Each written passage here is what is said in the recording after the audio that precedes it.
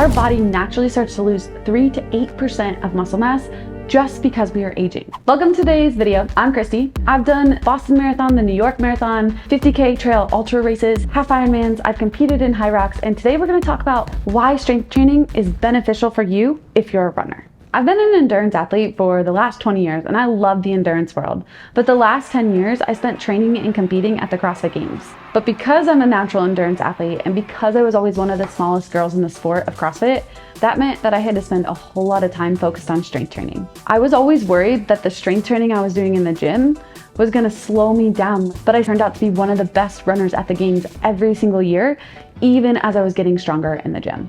And believe it or not, all this strength training I spent doing the last 10 years preparing to compete at the CrossFit Games actually benefited my endurance training and my running.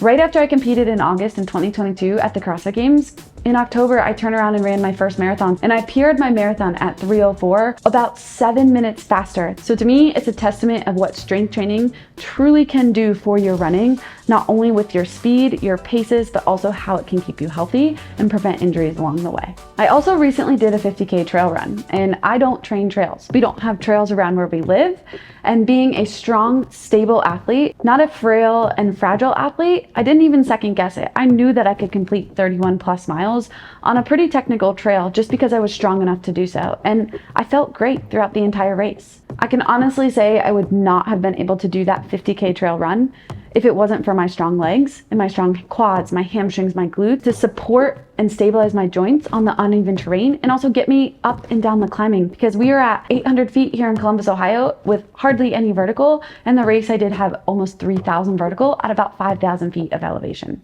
I think it's important to note that running alone does not build strength, not the way that resistance training does. Yes, you're gonna have the endurance and you're gonna build strength in that repetitive pattern because you're logging mile after mile doing the same thing, but it's not gonna build strength for our tendons, our ligaments, our joints, our bones to keep us healthy throughout those long runs. And a lot of us pick up our running in our later years. So not only are we starting to run, but we're also naturally losing that 3 to 8% of our muscle mass and our strength just because we're aging. So we wanna make sure that we are incorporating strength training so it can not only keep us healthy, but it can help us perform on our runs. When you run, each step can generate forces equivalent to 2 to 3 times your body weight. For example, if you weigh 150 pounds, each step could subject your body to 300 to 450 pounds per step. The immense force is absorbed primarily by your lower body, which is going to include your muscles, your tendons, your ligaments, and your bones like we talked about earlier. Strong muscles and ligaments help absorb shock along with reducing strain on joints. Strong bones are going to be less susceptible to impact injuries like a potential stress fracture, which a lot of runners tend to suffer from at times. That's why strength training is crucial for minimizing the risk of overuse injury and also helping you optimize your run performance.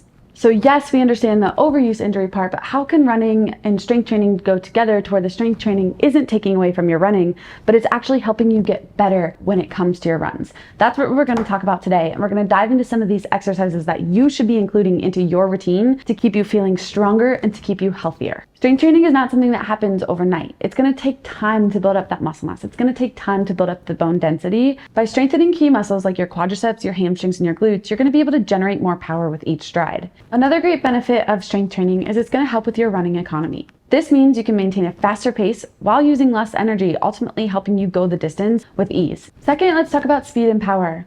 A lot of us maybe are running marathons where we don't really need that much speed and power, but maybe we're racing a 5K or a 10K and we want to have a good kick to the finish line, or maybe there's a hill that we want to sprint to get up. Strength training can help with that speed and power. With exercises like squats, lunges, and plyometrics, they're going to help recruit fast twitch muscle fibers, which are going to be crucial for those sprints or those kicks at the end of the race when you want to move a little quicker. Strength training can also help with muscular endurance. Building muscular endurance allows you to maintain proper running form even when fatigue sets in. I think we all know this next one. It's going to be injury prevention. Running can be tough on your body, but strengthening muscles, tendons, and ligaments, which we've talked about a lot in this video already, you can reduce the risk of common injuries like shin splints, IT band syndrome, and runner's knee. So what exercises should we be doing? We've referred to glutes, hamstrings, calves, but how can we strengthen those, and what should our strength training look like? The 5 exercises I'm going to share with you are more geared towards our compound lifts, which are going to be geared towards our big muscle movers. We can also do tons of accessory work and single leg specific work that are going to be geared towards injury prevention. If you guys want to see a video on that, make sure you drop that in the comments below.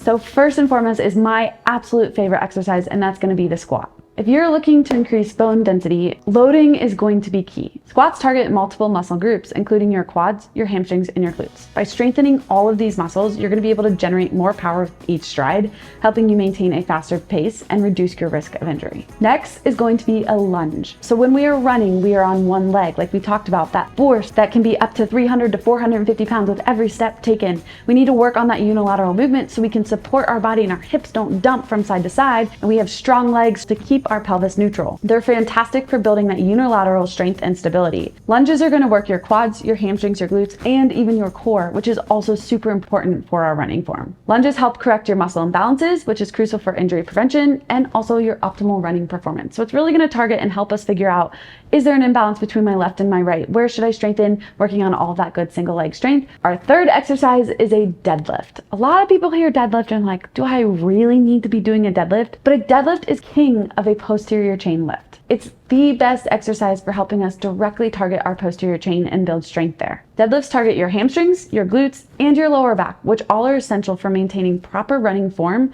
and generating power during sprints and hill climbs. Our fourth exercise, and often one of the most overlooked exercise, is a calf raise. Calf raises are absolutely crucial, and every runner should be incorporating calf raises with just body weight, with adding weight, all of the calf raises that you can be doing to help you feel stronger during your runs. They're gonna support your Achilles tendons and they're gonna strengthen your calves. And if you think about it, when you're running, you're doing tons of little calf raises as you run, the way you roll through the ball of your foot. So this is one that should absolutely be in your programming multiple times a week. Calf raises target the calf muscles, which are essential for push-off and power during each stride. Strong calves not only improve your running efficiency, but they also reduce the risk of calf strains and Achilles tendon injuries. Lastly, a plyometric exercise such as a single leg hop, spending time jumping, working the calves and the Achilles tendons is going to be super important to include into your programs. Plyometrics are explosive exercises that improve muscle power and elasticity. Single leg hops, for example, strengthen the Achilles tendon and the calf muscles, enhancing your ability to generate force during push-off and reducing the risk of any overuse injury as the mileage starts to climb throughout your week. By incorporating these exercises into your routine, you'll be able to build a resilient body that can handle the demands of your training and your racing. So let's talk a little bit about different methods for training when it comes to running. Oftentimes we think to get faster, we need to always run faster. That is actually not the case. Running is a skill like with anything else. It's learning the proper running technique and the proper running form so we can become a more efficient runner. Well, we know that we can't learn to lift with perfect form under the heaviest loads. We learn our perfect form through lifting with lighter loads where we can be comfortable under that weight and we can fine tune that technique. It's going to be similar with running. We want to run at a slower pace in that zone 1 or zone 2 where we can focus on our form and we can focus on our posture. That way we can become a more efficient runner. We're also logging good zone 2 minutes, which is going to help our aerobic system become more robust so that way we can continue getting fitter. So for example, we might start out running a 9-minute mile with a 130 beat heart rate. Over time, the more time we spend in that zone 2, which is going to be around our 70-ish% max heart rate, the goal is to get down to maybe an 8-minute mile with that same heart rate. So now we're running faster, but we're not working quite as hard because our aerobic system has been built through all of those zone 1 and zone 2 minutes.